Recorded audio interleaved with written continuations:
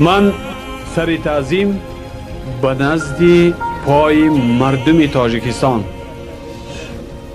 خلق تاجیکستان فرود میارم و میگویم تا که باشم برای میلتم، برای خلقم، برای دولتم خدمت میکنم.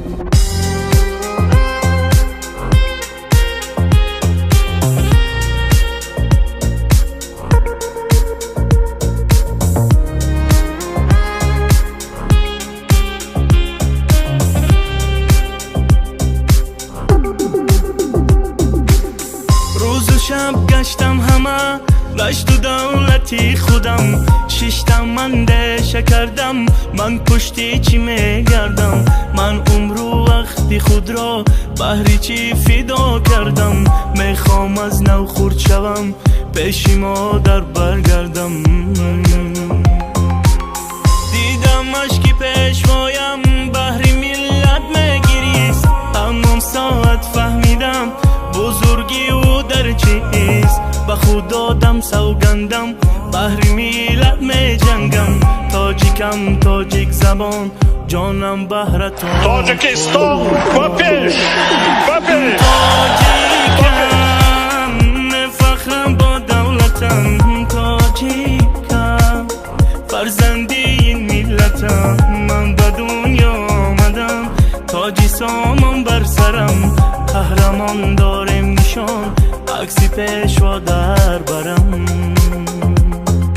تاجیکم فخرم با دولتم، تاجیکم فرزندی این میلتم، من به دنیا آمدم تاجی سامان بر سرم، قهرمان دارم نشان عکسی پیشوا در برم.